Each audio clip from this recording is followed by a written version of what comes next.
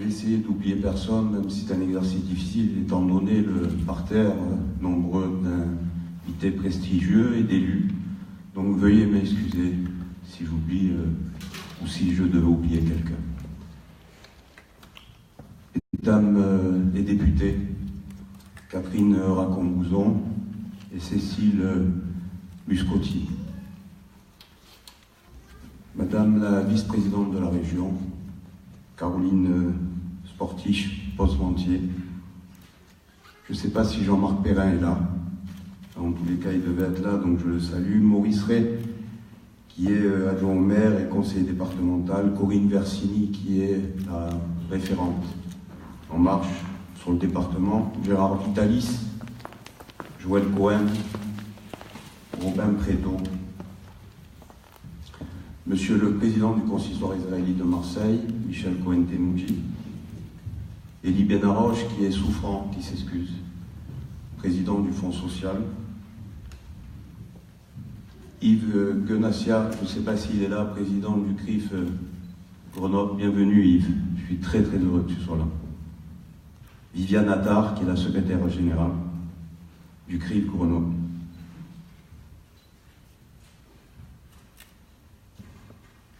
Monsieur le président de la Fondation, Alain Chouraki, Monsieur Pierre-Jean Veil,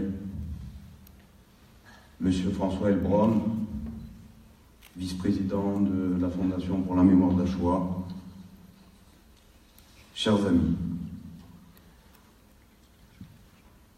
il y a 75 ans, une tragédie s'est nouée ici. Le mal s'est glissé dans chaque recoin de l'ancienne Tuilerie pour détruire des vies, au mépris du principe que chaque individu est porteur d'un égal droit à la dignité et au respect. Les responsables administratifs de ce camp, qu'ils aient été ou non des collabos zélés, ont agi au nom d'une idéologie, pour un ordre nouveau, pour un homme nouveau, de quelque manière que ce soit. Leur asservissement au nazisme les rend complices de la solution finale. Cela ne peut être ignoré, et encore moins oublié. Et parce que la mémoire repose sur les réminiscences et les sentiments, notre présence témoigne d'abord du lien affectif qui nous lie à l'ensemble des victimes et à ceux qui ont été internés, comme à ceux et celles qui ont été déportés puis exterminés à Auschwitz. Pour son capital mémoriel, le camp des 1000 est unique. Non seulement il est le mieux conservé de tous les camps qui ont existé en France, mais il joue un rôle de passerelle, permettant le passage d'une histoire tragique à une histoire critique. Toute visite ici a une dimension pédagogique. Transmettre à tous, et notamment aux jeunes, l'esprit de vigilance et de résistance, afin que ce qui s'est passé entre 1939 et 1942 ne se reproduise plus. C'est ce souci de la transmission et surtout, de l'éducation des jeunes qui animait Simone Veil. Lors de sa visite en 2003, elle l'avait clairement indiqué. Son vœu a été exaucé, puisque le site mémorial du camp des 1000, par ses outils pédagogiques, adaptés à tous les publics, aux scolaires comme à leurs parents, œuvre dans ce sens. Le savoir et l'analyse et l'esprit critique sont nécessaires pour lutter contre le racisme et l'antisémitisme. Ce sont des clés pour comprendre l'intolérance et ses funestes conséquences. Depuis quelques années, le jeune public de la classe du CM2 à la terminale dispose d'une dizaine d'ateliers. Leur contenu scientifique est conforme aux objectifs de l'éducation nationale. Le travail pédagogique s'efforce de faire de chaque collégien, de chaque lycéen un citoyen avisé. Ces adolescents viennent d'ailleurs de toute la France. Je m'en réjouis personnellement et salue l'action d'Alain Chouraqui. La fondation du camp des Milles, dont il est le président, a su instaurer, en ce lieu de mémoire reconnu d'utilité publique, une approche pluridisciplinaire. Il fallait en quelque sorte, mais sans la négliger, sortir de l'histoire ou de la mettre un petit peu de côté pour disséquer les mécanismes qui ont conduit au pire. Le pire dans sa brutalité, le pire dans son horreur. L'antisémitisme d'exclusion sociale de Vichy s'est vite trouvé rattrapé, dépassé et objectivement associé à l'antisémitisme exterminateur des nazis. Au printemps 1942, les Allemands ont exigé de l'État français l'arrestation massive des Juifs. Sitôt après la rafle du Veldiv, qui avait lieu les 16 et 17 juillet, 2 semaines plus tard, le camp des Milles était bouclé.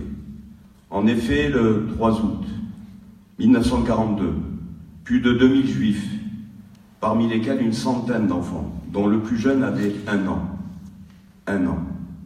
étaient déportés, entassés dans des wagons, direction Auschwitz. Nous devons en tirer une leçon pour que cela ne se reproduise plus jamais.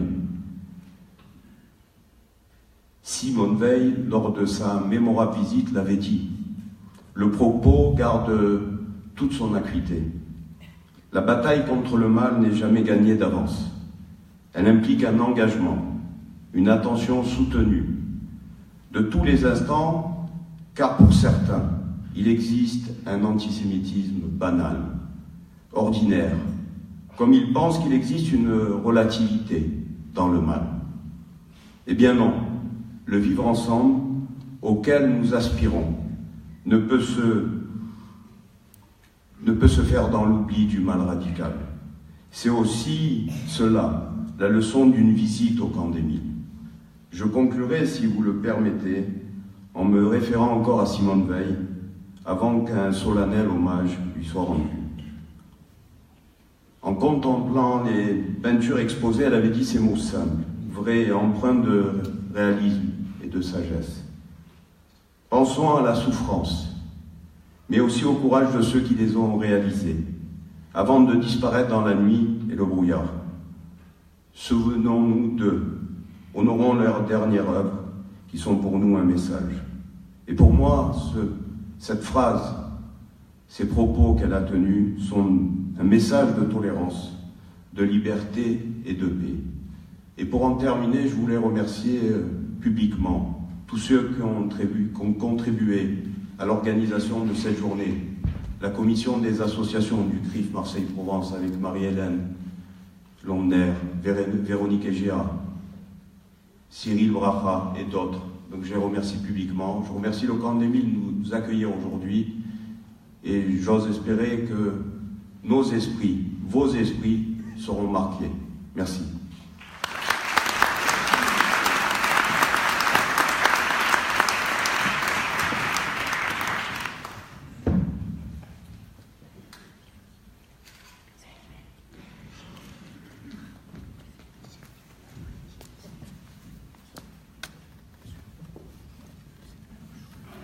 J'ai l'impression que c'est à moi de faire le monsieur loyal.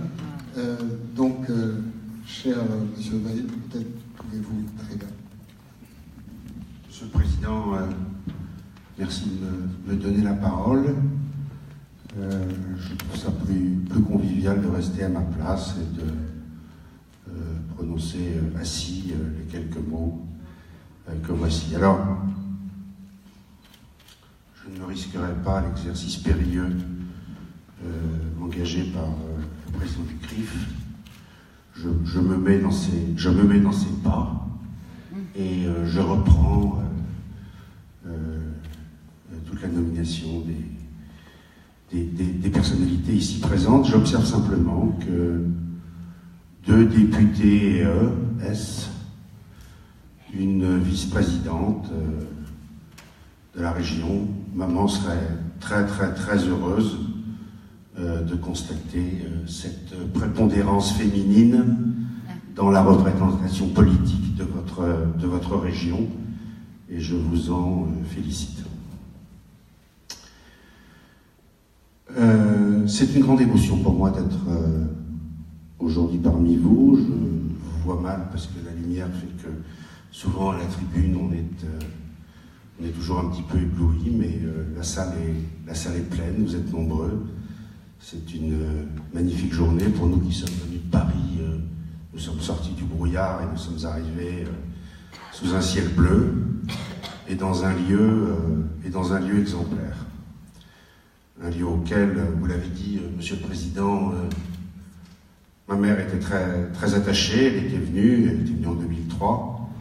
Et si elle était là aujourd'hui, si elle avait pu revenir, elle serait éblouie du travail qui a été fait et de non pas la transformation, mais la renaissance du camp d'Émile tel qu'il était à l'époque tragique que nous avons évoquée. Alors dans le petit film que nous avons vu sur le camp d'Émile, il est dit que de rien faire, c'est renoncer ou abandonner. Eh bien, Monsieur le Président Chouraqui, vous êtes un combattant. Vous êtes un combattant. Et vous êtes un personnage absolument essentiel, non seulement au camp d'Émile, mais dans tout notre pays, du combat pour la mémoire. Ce que vous avez fait, ce que vous faites tous les jours, ce que je constate, moi, du Comité français pour Yad Vashem, de tout ce que je vois que vous faites en camp d'Émile, c'est absolument remarquable.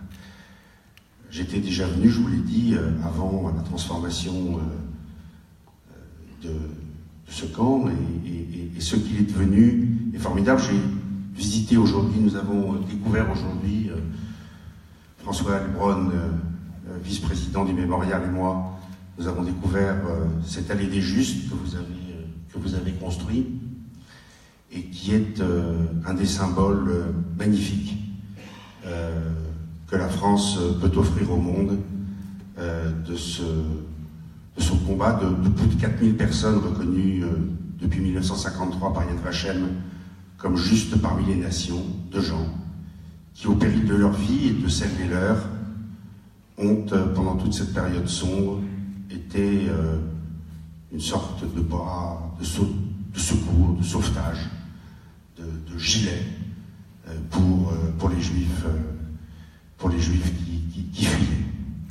qui fuyaient les atrocités commises par les nazis et leurs supplétifs français en France et de toute nationalité dans tous les pays occupés de l'Europe.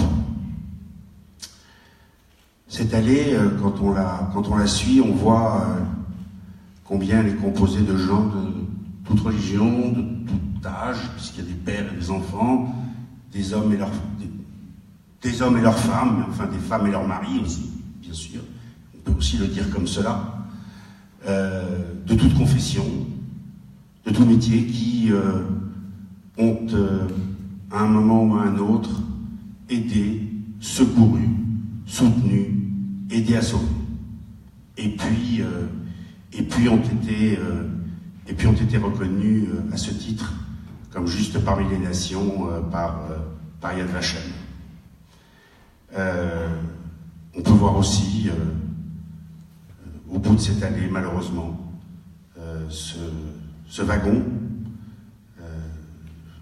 un parmi 10 ou 15 qui constituaient les convois qui sont partis en août et septembre 1942, comme le rappelait le président du CRIF tout à l'heure, pour emmener les gens raflés, arrêtés, et les conduire directement à Auschwitz. Alors, on ne peut jamais oublier que sur 78 000 juifs arrêtés en France, seulement 2500 sont rentrés.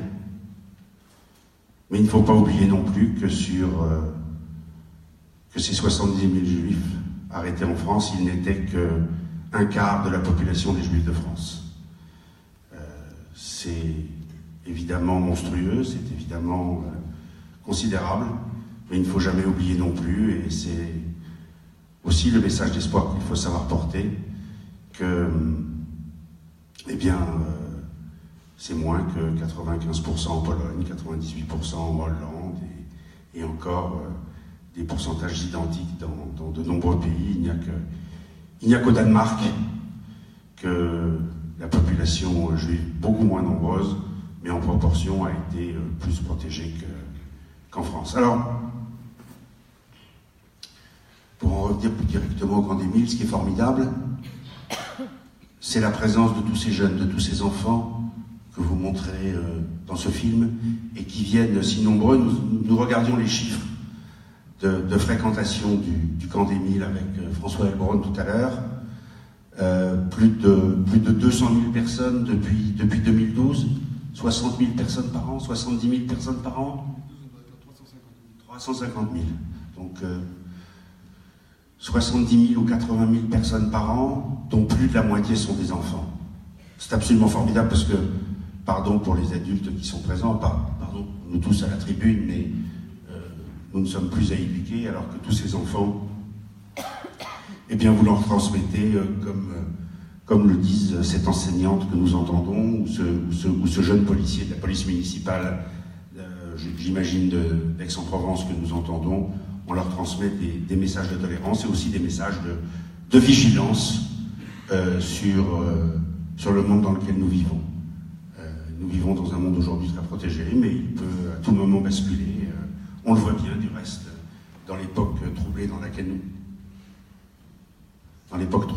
nous sommes, et par conséquent, tout cet enseignement qui est dispensé à ces milliers d'enfants tous les ans par le Camp des Milles, c'est absolument essentiel. Voilà. Que vous dire d'autre? Vous remercier évidemment pour le fils que je suis, pour mon frère qui n'est pas là aujourd'hui, qu'on rende hommage à notre mère, même si ça arrive de temps en temps. C'est toujours une très grande émotion. Nous sommes au fond comme tous les fils de toutes les mères. Nous pensons que notre mère est unique, et nous sommes toujours heureux et fiers d'en entendre parler. Donc à vous tous encore une fois un grand merci de votre présence, de consacrer cette journée à cet hommage, et surtout, je veux le croire, au Camp des Milles et au combat de son président qui se poursuivent et qui se poursuivront longtemps. Merci.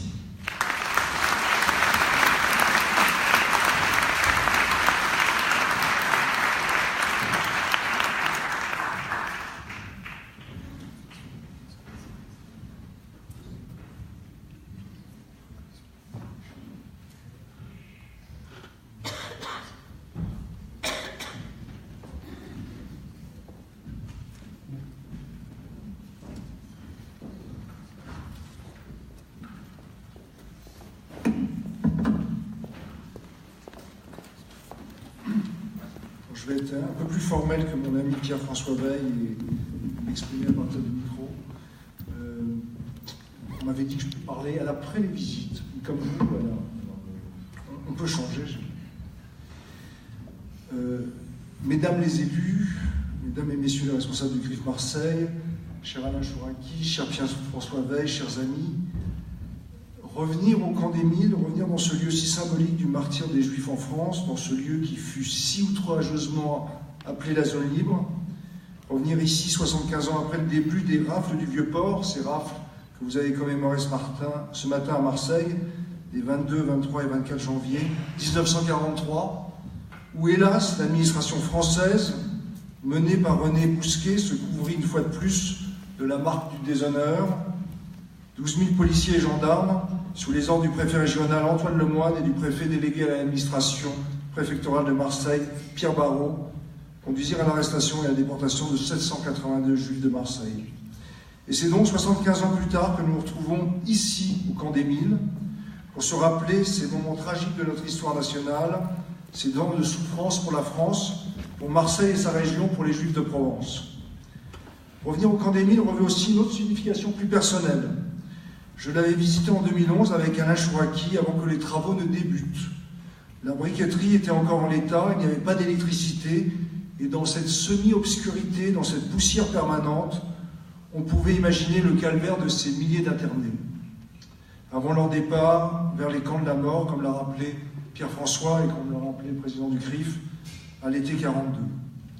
Je suis heureux de venir au Mille ce jour pour découvrir ce musée remarquable, ce musée comme ce site qui sont le combat et l'œuvre de ce militant infatigable de la mémoire, Alain Chouraki, que je veux saluer, remercier et féliciter. Ce musée est aussi, et c'est là que je m'exprime en tant que vice-président du Mémorial de la Shoah, et aussi le fruit d'une collaboration avec le Mémorial de la Shoah. Et je veux remercier les responsables du Mémorial qui ont participé à sa réalisation muséographique, Olivier Lalieu, responsable des lieux de mémoire, et Dior Smadja, responsable de la photothèque au Mémorial.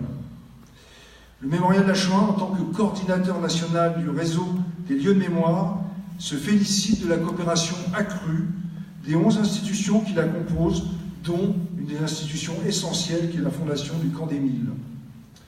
Coopération dont cette journée est le symbole, comme les commémorations de la semaine à venir, dans chaque lieu de mémoire, avec la participation de tous les lycéens, ambassadeurs de la mémoire. Je souhaiterais maintenant rendre hommage à Simone Veil, à ta mère, Pierre-François, qui, en tant que première présidente de la Fondation de la mémoire de la Shoah, fut l'initiatrice, le moteur, le soutien, qui a permis depuis plus de 20 ans de rénover, agrandir et développer les lieux de mémoire de la Shoah en France. Elle fut, comme en beaucoup de choses, visionnaire, mais surtout, et c'était sa marque, déterminée, pugnace, intransigeante, courageuse. Elle permit, avec Éric de Rothschild et Jacques Frêche, président et directeur du Mémorial de la Shoah, l'extension et le développement pédagogique de cette ancienne et pionnière institution. Elle permit, avec Alain Chouraki, le sauvetage du camp d'Émile et ce formidable projet muséographique et pédagogique. Elle fut ce grand témoin, cet exemple, pour nous toutes et tous, militants de la mémoire. Elle fut notre modèle, mais aussi notre motrice. Mais je voudrais lui reprendre aussi, si vous me le permettez, un hommage plus personnel. J'ai connu Simone Veil depuis ma plus tendre enfance, comme sa regrettée sœur Denise Vernet. Nos familles étaient liées depuis la guerre. À leur retour de déportation, Simone et Milou de Schwytz et Denise de Ravensbrück, mon grand-père les accueillait un temps dans sa ferme de Seine-et-Marne et, après leur retour à Paris, les alimentait régulièrement de produits de sa ferme. Nos familles restèrent liées à travers les générations et je retrouvai plus tard Simone à la Fondation pour la mémoire de la Shoah quand j'étais administrateur puis vice-président du Mémorial. Nous partagions cet objectif d'enseigner, de transmettre et d'accueillir et de commémorer nos martyrs, nos héros, mais aussi les justes. Et comme l'a rappelé Pierre-François, nous étions très touchés quand Madame Boyer nous a fait l'honneur de nous présenter la très belle année des justes que vous avez composée et créée au sortir du Mémorial du Camp d'Émile, comme il existe l'allée des justes au sortir du Mémorial de la Shoah. Et il est très important que dans nos parcours pédagogiques, nous rappelions qu'au-delà de l'horreur, de la collaboration de beaucoup trop d'administrations et d'autorités publiques, il y a eu un peuple de France, il y a eu des milliers de Français, 4000 comme le rappelait Pierre-François, mais certainement beaucoup plus, qui ont été des justes, qui ont tendu la main et qui ont sauvé. Je voudrais aussi rappeler, en rappelant la mémoire de Simone Veil, son attachement à Israël, et rappeler un moment qui nous avait unis, Pierre-François et moi. Nous étions ensemble, moi avec mon père, Pierre-François avec sa mère, au kibbutz des combattants du ghetto de Varsovie, Beth Laomei à Getaot, dans les hauteurs de la Galilée, en 2002, pour allumer une des 6 bougies en souvenir des 6 millions de morts, le jour de Yom HaShoah. J'observais à ce moment-là Simone Veil en Israël. Nous étions en 2002 au moment d'une vague de terrorisme épouvantable qui a fait plus de 800 morts en Israël en quelques années. Et je vis alors son lien et sa solidarité indéfectible avec ce peuple de survivants et de héros dont elle se sentait si proche. Je voudrais rappeler un dernier souvenir de Simone Veil, c'est quand, en menant son combat, et son combat qui la relie aujourd'hui à Pierre-François Veil à la tête de Yad Vashem France, à Alain Chouraki pour la fondation du Camp des Milles au Mémorial de Shoah, son combat pour l'honneur donné aux Justes de France, quand, en compagnie de Jacques Chirac, en 2007, dans la crypte du Panthéon, elle déposa une plaque. 4 jeunes enfants l'accompagnaient et j'avais le plaisir de voir un de mes fils, David, qui l'accompagnait à un double titre. On avait demandé à des enfants, descendants d'enfants cachés, et mon fils David était le petit-fils de mon père qui fut enfant caché, et de sa grand-mère maternelle, Régine Gabé, amie de Albert Barbour, qui est là, qui était elle aussi une enfant caché, mais il était aussi, en tant qu'arrière-petit-neveu du pasteur Robert Plouc, pasteur du maquis de Vabre, qui fut fait juste parmi les nations. Pour conclure sur Simone Veil, c'était cette femme juste, digne et combative, mais aussi empreinte d'une sensibilité toute particulière, celle que j'ai toujours trouvée chez les rescapés, cette sensibilité où rien ne s'oublie, ni le crime, ni la main tendue dans la nuit. Pour conclure ce propos, et en ce jour de commémoration et d'hommage, je voudrais évoquer le travail pédagogique du Mémorial de la Shoah, qui est très proche du travail remarquable accompli ici par la Fondation du Camp des Milles. Notre travail est d'enseigner l'histoire, mais d'enseigner l'histoire dans un but pédagogique très précis, comme l'ont rappelé certains enseignants dans le film que nous avons vu. C'est pour combattre par l'éducation la haine raciste, antisémite, négationniste et complotiste. Le Mémorial de la Shoah, comme certains d'entre vous le savent, mais pas forcément tous, trouve son origine dans le Centre de documentation juive contemporaine qui fut créé par la résistance juive il y a près de 75 ans, en avril 1943 à Grenoble, pratiquement au même moment que le Griffe. Le mémorial, qui s'appelait depuis 1956 le Mémorial du martyr juif inconnu, était depuis lors essentiellement un centre de recherche historique et un lieu de commémoration. Notamment les travaux de notre ami Serge Klarsfeld ont été rendus possibles par les archives qu'il a trouvées au mémorial. Depuis son agrandissement en 2005, agrandissement voulu et soutenu par Simone Veil et la Fondation pour la mémoire de la Shoah, nous sommes devenus un des principaux centres français de formation et d'enseignement sur la Shoah en France et en Europe, mais aussi sur les génocides du XXe siècle, avec comme objectif de lutter contre les préjugés racistes et antisémites qui, hélas, se développent en France depuis plus de 20 ans. Depuis 2005, nous avons accueilli plus de 500 000 collégiens et lycéens. Nous avons formé près de 40 000 enseignants français et étrangers. Et pour illustrer ce propos, j'aimerais vous donner les derniers chiffres, ceux de 2017, qui vous montreront l'amplitude de notre travail. En 2017, nous avons accueilli 250 000 visiteurs. Nous avons surtout formé 67 000 élèves. 43 000 sont venus au Mémorial de la Shoah à Paris, accompagnés par leurs professeurs pour une demi-journée. Et nous faisons exactement comme le fait la Fondation du Camp des Milles, comme l'expliquait très bien le directeur tout à l'heure. C'est une demi-journée de visite, mais pas seulement de visite, c'est aussi des ateliers pédagogiques, des rencontres avec des rescapés. Hélas, évidemment, il en a de moins en moins. Et ce que nous faisons maintenant, c'est que nous les faisons de plus en plus rencontrer des rescapés Tutsis, et ce qui ajoute une dimension, souvent, pour cette génération et ces enfants-là, plus forte. Parmi les ateliers que nous proposons donc des ateliers historiques et thématiques. Je vais vous donner quelques exemples d'ateliers thématiques et pédagogiques et qui donnent généralement une portée très forte à nos enseignements. Premier atelier, au fait, c'est quoi être juif? Ce qui nous frappe, et ça ne devrait pas nous frapper d'ailleurs, c'est que beaucoup d'enfants, d'adolescents, quand ils viennent au mémorial, comme quand ils doivent venir au Mille, ne savent pas du tout ce que c'est qu'un juif. Il y a évidemment des préjugés, mais il y a surtout l'ignorance. Deuxième type d'atelier, les préjugés au quotidien et dans l'histoire. Là, c'est un atelier qui est proposé aux élèves de 3e jusqu'à la terminale. Quel rôle jouent les préjugés? Comment passe-t-on d'une stigmatisation verbale à des persécutions physiques? Pourquoi la propagande constitue souvent une étape déterminante dans la mise en place d'un massacre ou d'un génocide? À la demande des professeurs, nous avons développé depuis 2 ans un autre atelier qui s'appelle la fabrique du complot, hier et aujourd'hui. Comme vous le savez, sur les réseaux sociaux, qui sont une vraie plaie pour nos travaux, les théories complotistes prolifèrent. Donc nous avons un atelier où nous déconstruisons les rumeurs, les théories du complot, à partir de photomontages, de vidéos truquées, et nous expliquons comment lutter contre la désinformation. Cet atelier vise à donner aux élèves des outils pour analyser les images et les discours qui circulent au quotidien sur Internet. Enfin, dernier exemple d'atelier, nous avons un atelier sur les destins des tziganes et comme nous expliquons comment les nazis et leurs collaborateurs ont persécuté et assassiné plusieurs centaines de milliers de tziganes en Europe.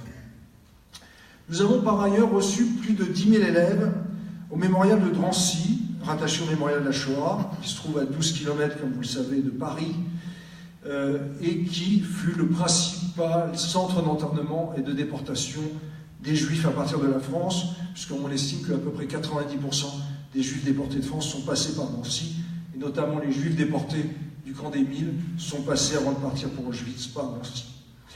Dans ce lieu, nous avons reçu plus de 10 000 élèves et nous nous réjouissons que ces 10 000 élèves venaient principalement de la Seine-Saint-Denis et des banlieues difficiles qui les entourent. Enfin, depuis 2016, nous avons mis en place des ateliers hors les murs, avec l'aide de la DILCRA, qui est la délégation interministérielle contre le racisme, l'antisémitisme et l'homophobie. Nous envoyons toutes les semaines 2 éducateurs en province dans des lycées particulièrement difficiles et particulièrement oubliés, qui nous sont désignés par le rectorat, où nous proposons des ateliers pédagogiques. En 2017, nous avons ainsi pu toucher 14 000 élèves au travers de 406 ateliers, 58 en CM2, 210 en 3e et 138 en première et en terminale. Les termes abordés sont un peu comme ceux que nous abordons au mémorial, les préjugés racistes et antisémites, les enfants cachés, la culture juive, les étrangers. Nous avons aussi, comme au camp des Milles, des activités de formation des professeurs, autour de stages de formation, d'universités d'été à Paris comme à Toulouse, et nous avons ainsi formé 5 707 professeurs en 2017. J'aimerais vous donner un exemple de formation. En partenariat avec le Conseil régional d'Île-de-France, comme vous avez un partenariat très efficace avec le Conseil régional de la région PACA, que je veux saluer aujourd'hui, nous avons bâti un programme de citoyenneté pour les membres des équipes éducatives des lycéens franciliens. Les thèmes abordés lors de son programme sont défendre la laïcité, quelles sont les définitions et les applications au sein de l'école, aborder les questions sensibles à l'école, l'enseignement et l'histoire de la Shoah et des génocides, le racisme, l'antisémitisme, le Proche-Orient.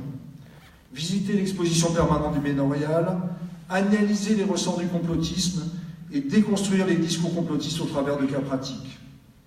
Nous formons aussi des agents de l'État. Ainsi, chaque année, nous accueillons tous les nouveaux policiers de Paris et de la Petite Couronne pour une journée de formation et de réflexion sur le rôle de la police française pendant la guerre, mais aussi sur la notion de racisme et d'antisémitisme. Nous avons ainsi formé 2735 policiers en 2017. Et pour conclure sur ce combat éducatif contre la haine, je voudrais rendre hommage à notre fidèle administratrice du mémorial, notre présidente de la Fondation pour la mémoire de la Shoah, notre camarade de combat, notre exemple, hélas disparu cet été. Je voudrais rendre hommage à Simone Veil en lui laissant la parole une dernière fois. Nous ne pouvons plus aujourd'hui plaider l'ignorance. Nous savons avec quelle facilité on passe de l'appel au meurtre lui-même. Chaque fois que la haine prétendra abolir la différence, c'est à chacun d'entre nous qu'il reviendra de savoir dire non. Je vous remercie.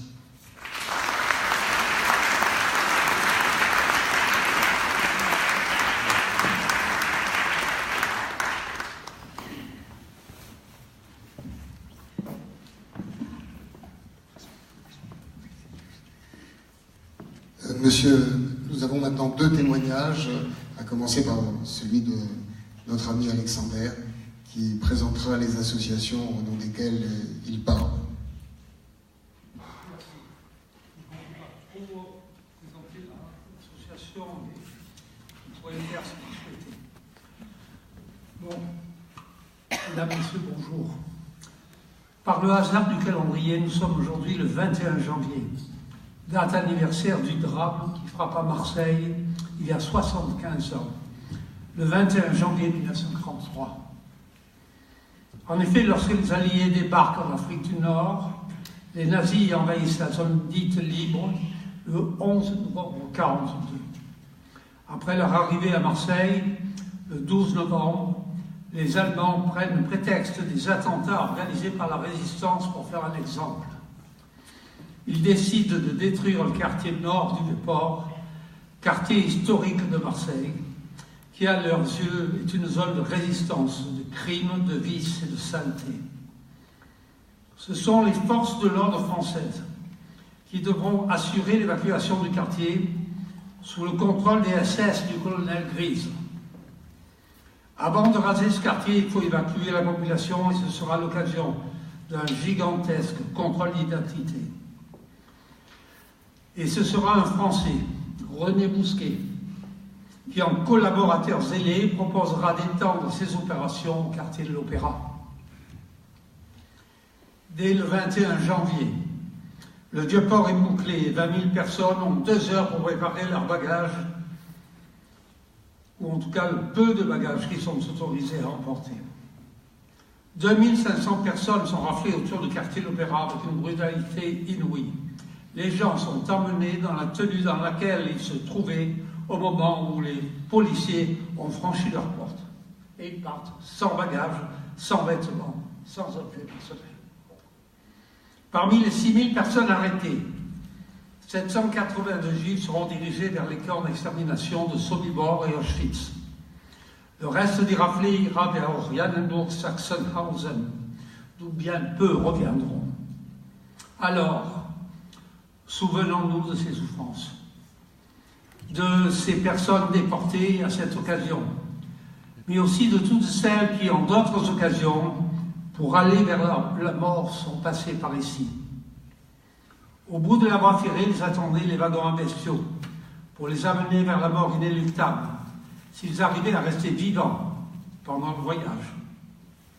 L'homme qui se targue d'être humain est aussi capable de la pire inhumanité. Nous ne devons rien oublier. C'est pour cela qu'a été créée la mémoire vive de la résistance.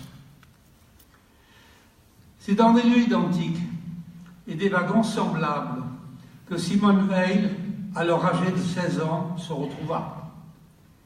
Je la vois, belle jeune fille, prostrée dans un silence inquiet, jetant son beau regard bleu autour d'elle, s'interrogeant sur son avenir et celui de ses parents.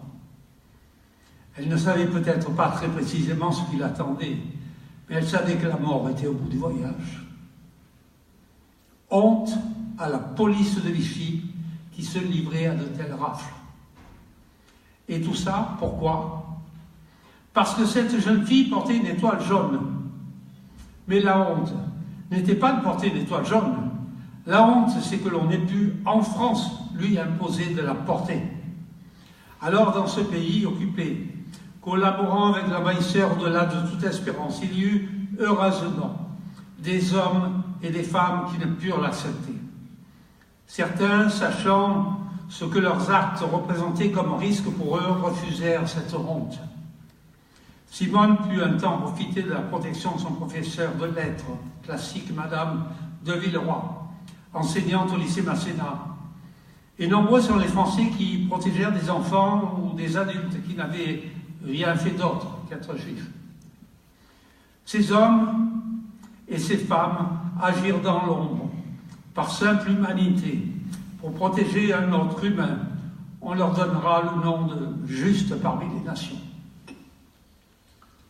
D'autres décidèrent d'aller plus loin ou d'agir autrement, en s'engageant dans une lutte armée.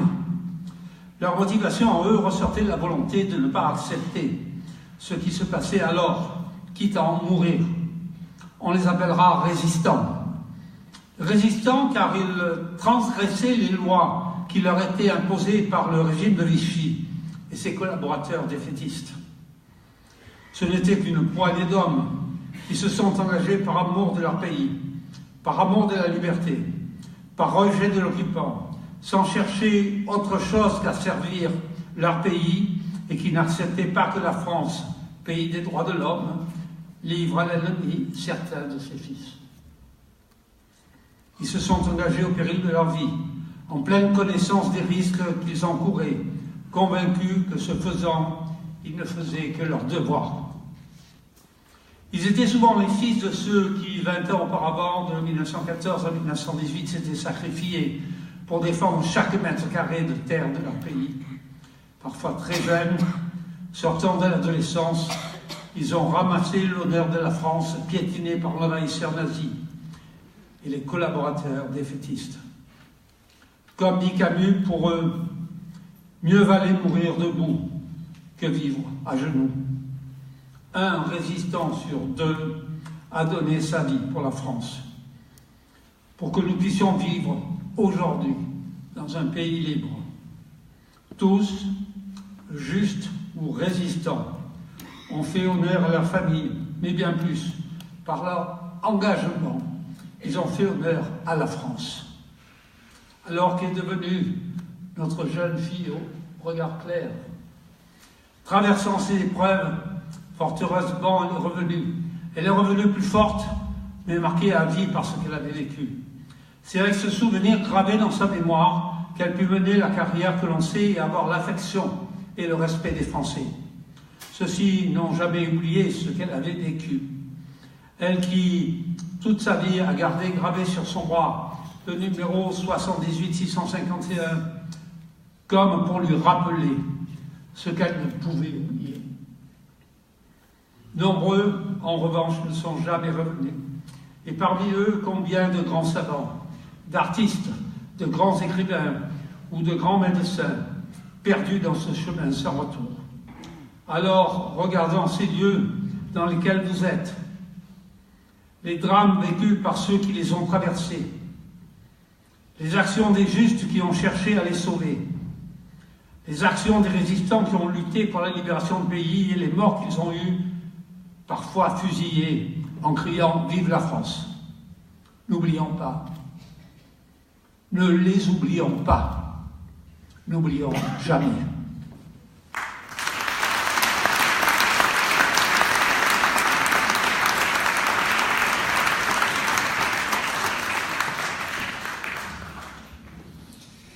Madame Lambert, nous vous avons accueilli plusieurs fois ici et c'est ici que nous avons eu l'honneur d'organiser la cérémonie de remise de la médaille des Justes à vous-même au nom de vos parents. Voilà, donc si vous voulez bien.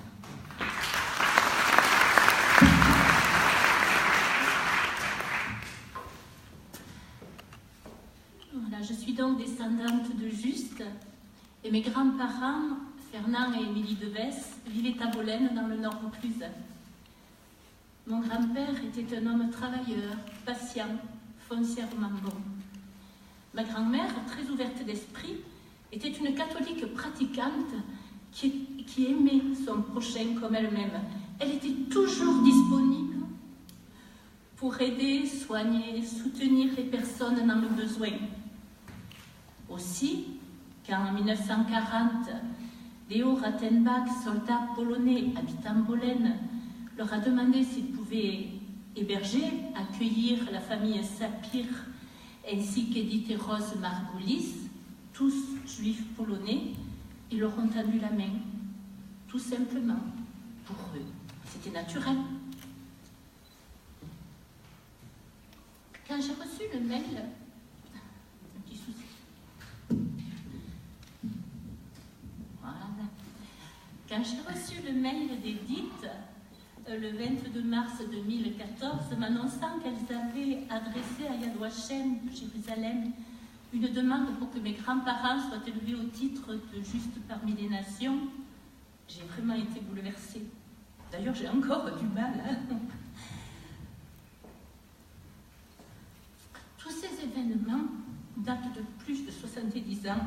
Durant ces nombreuses années, Edith et Rose ont vécu, travaillé, se sont mariées, et Rose a eu des enfants. Le temps a passé et pourtant elles n'ont pas oublié. Malgré le poids des ans, elles ont eu la volonté et l'énergie d'entreprendre toutes ces démarches. Et je leur suis extrêmement reconnaissante. Nous gardons un merveilleux souvenir de notre voyage à Chicago au mois de mai 2014. Elles nous ont reçus, mon mari et moi, à bras ouverts. Les filles de Rose, Rhonda et Marianne, se sont beaucoup occupées de nous. En fait, c'est notre famille de Chicago. Aujourd'hui, Rose est décédée, Edith a 100 ans. Voilà, et puis j'ai eu envie, j'ai eu besoin de connaître la famille Sapir. Là aussi, c'est une jolie histoire. Je les ai retrouvés en février 2014 et en avril de la même année, ils sont tous venus à Bolène.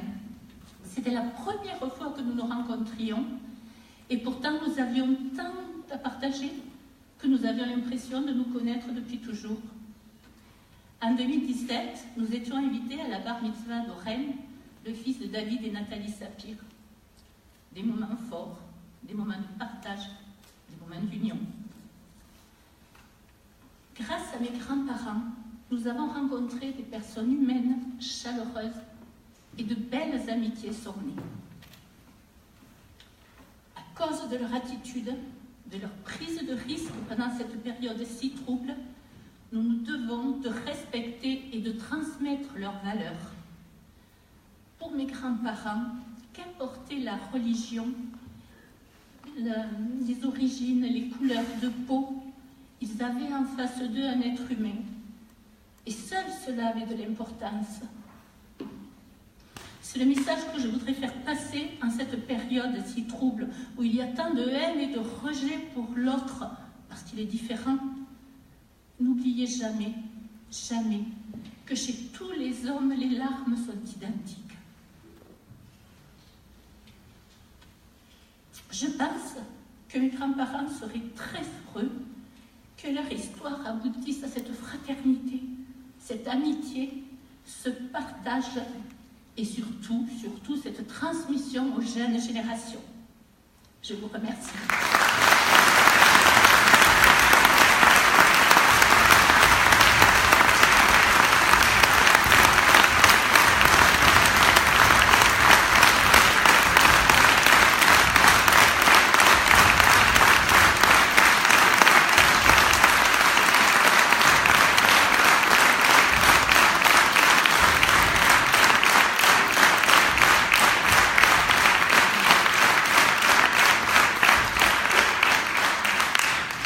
Puisque c'est la journée du rappel et du souvenir, n'oublions jamais que le 21 janvier 2006, Ilan Halimi était assassiné, massacré.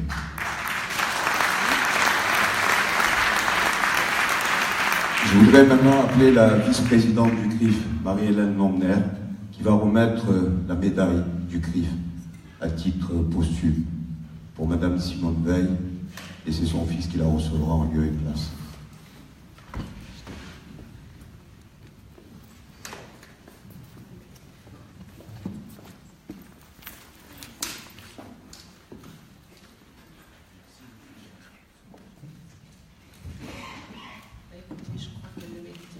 Nous sommes très fiers au CRIF de pouvoir participer à ce grand moment d'émotion.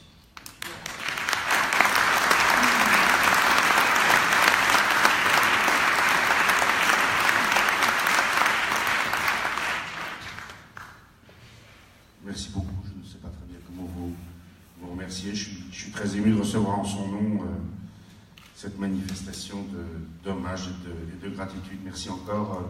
Je crois que la façon la plus simple de vous le dire, c'est de vous embrasser.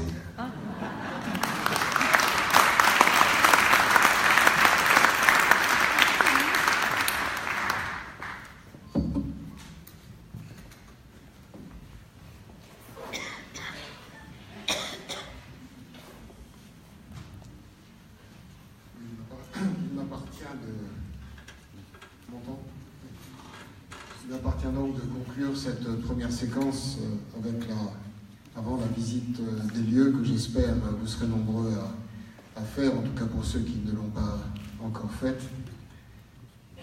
Je voudrais remercier tous les intervenants pour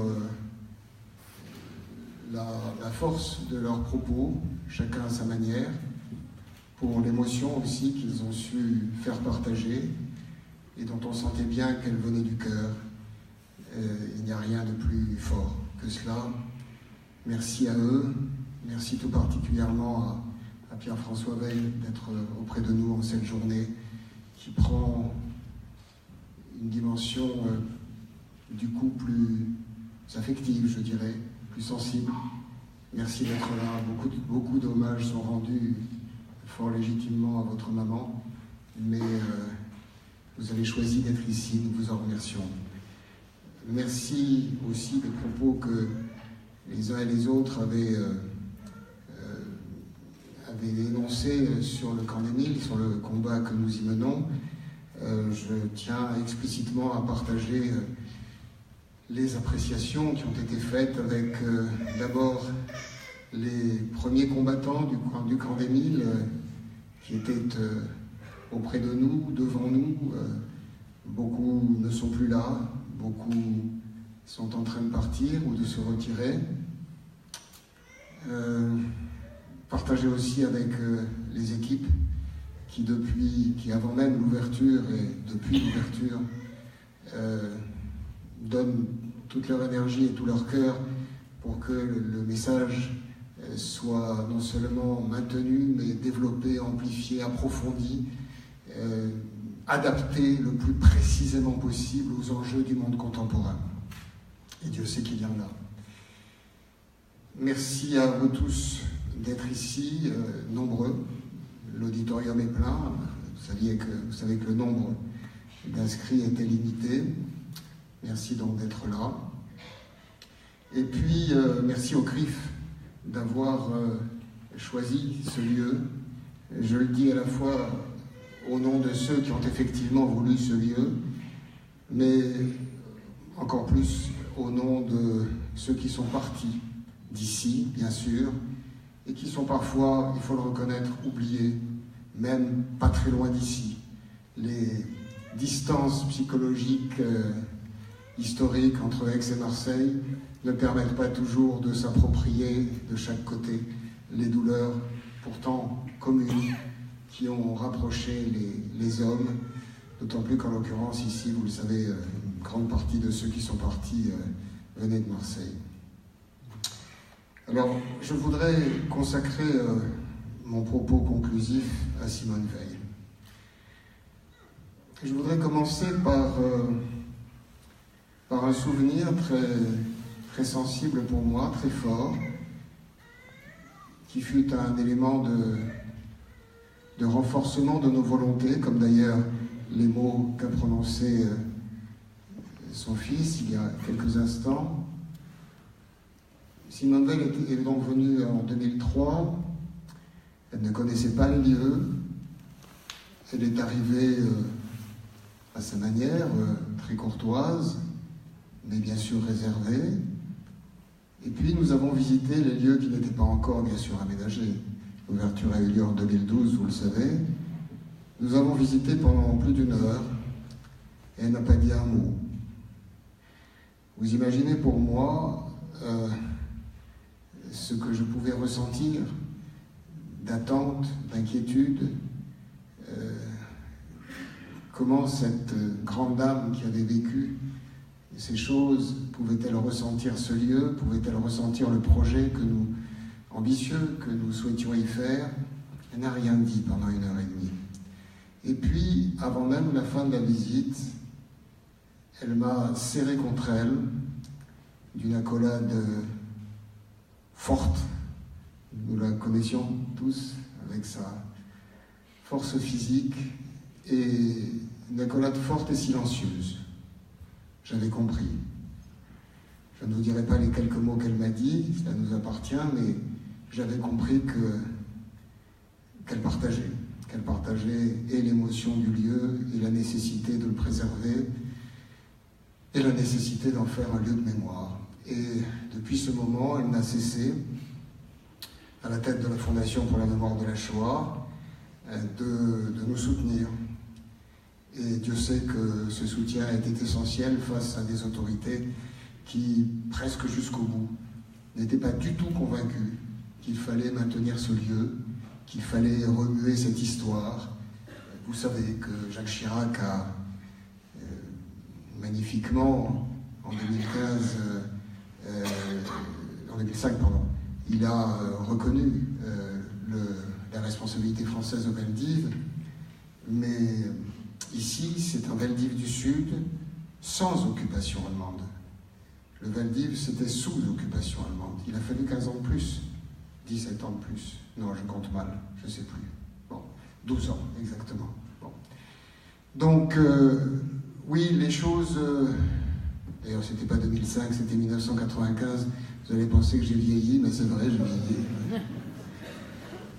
C'était 1995, donc c'était bien 17 ans, il y avait une chose de vrai dans ce que j'ai dit. Donc, cette difficulté, Simone Veil nous a aidés à la surmonter, et de forte manière. Et puis, très vite, nous avons compris que, pour elle aussi, l'important n'était pas seulement la mémoire pour elle-même, ce que nous appelons parfois ici la mémoire révérence au passé et aux souffrances du passé, mais aussi la mémoire référence pour aujourd'hui.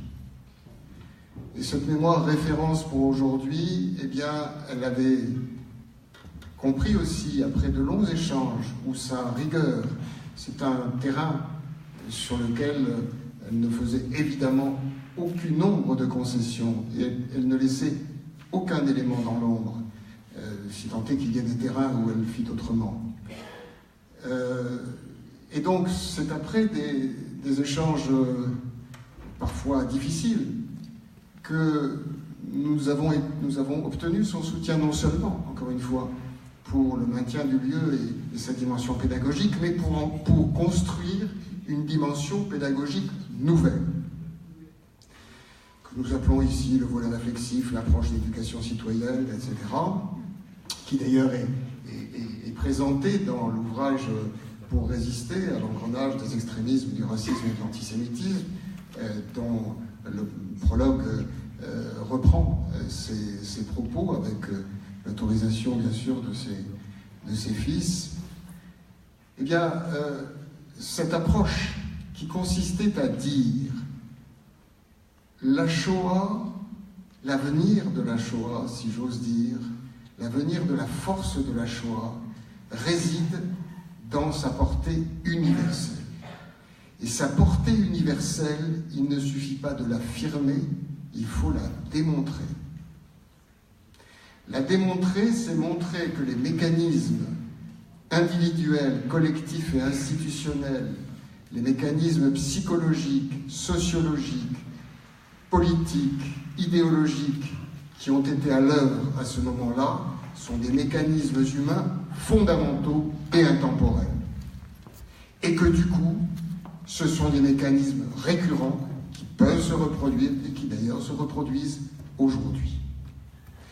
Donc cette approche consistant à faire de la Shoah, je dis parfois, vous le savez peut-être, un soleil noir qui éclaire le présent, mais pas seulement par sa noirceur, mais aussi par ce que l'on peut en tirer comme leçon sur l'humanité et son fonctionnement, le rôle de l'effet de groupe ou de l'effet de bande, la soumission aveugle à l'autorité, bien sûr les préjugés, mais aussi la passivité,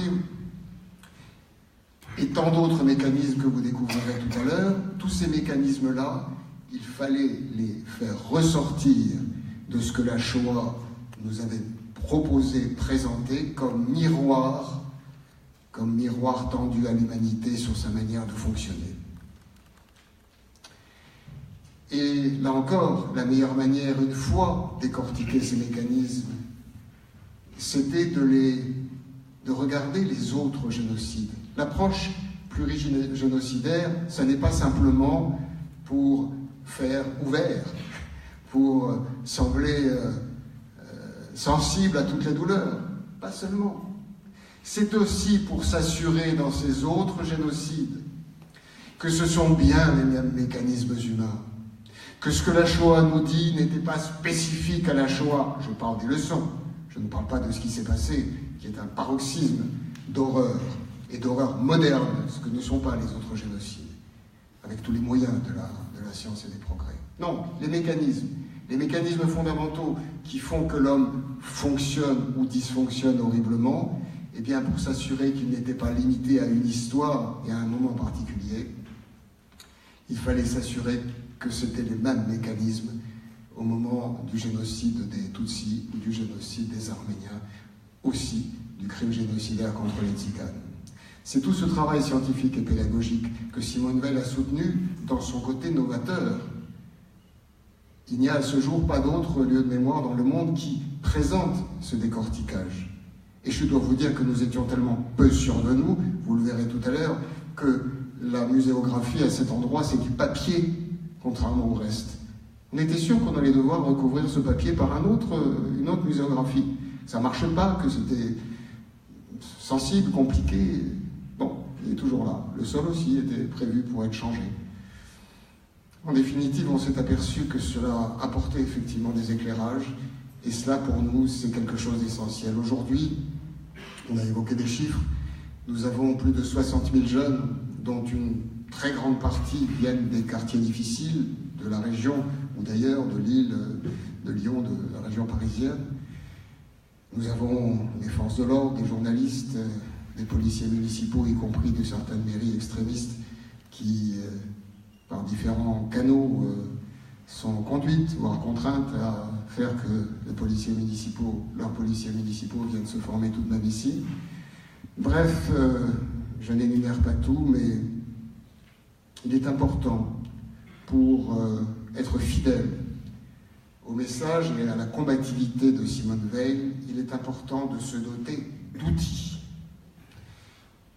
On en a énuméré quelques-uns dans le film, dans les propos de François Heilbronn pour le mémorial de la Shoah. J'ajouterai un ou deux éléments importants. Le premier, c'est une chaire de l'UNESCO qui a été évoquée, qui rassemble des institutions de 14 pays, y compris africains et arabes, vers lesquels nous essayons aussi de développer cette approche des mécanismes qui peuvent mener au pire, de ces extrémismes identitaires, parce que c'est le mot-clé. S'il y a peut-être un mot à retenir ici, et qui fait le lien avec le passé, c'est la notion d'extrémisme identitaire, religieux ou nationaliste. Ce sont ces extrémismes identitaires qui conduisent du « eux et nous » au « eux contre nous », ou « nous contre eux », et puis après au « nous sans eux », voire pire. Donc ce mécanisme-là, cette approche, nous essayons de la diffuser, je vous le disais, à travers cette chaire de l'UNESCO, mais aussi à travers un dispositif de labellisation citoyenne. Nous construisons un réseau de relais dans les entreprises, dans les services publics, dans les casernes, etc., de gens qui sont formés ici et qui petit à petit construisent des projets et sont en mesure de relayer nos outils. Nous avons aussi, vous le savez, mis au point un indice d'alerte républicaine et démocratique qui a été utilisé pendant la campagne électorale pour montrer à quel point la France, comme d'autres pays européens, était sur une mauvaise pente, si je puis dire, sur une très mauvaise pente, et elle l'est toujours. Elle l'est toujours. J'arrête là l'énumération, je voulais simplement dire que cette combativité, il faut que nous la gardions. Sur le long terme, c'est difficile, mais il faut que nous la gardions. Et il faut que Simone Veil reste une femme repère pour nous et pour ses combats, une femme repère qui mérite largement sa place, non seulement au panthéon de notre pays, mais aussi au panthéon de la communauté juive.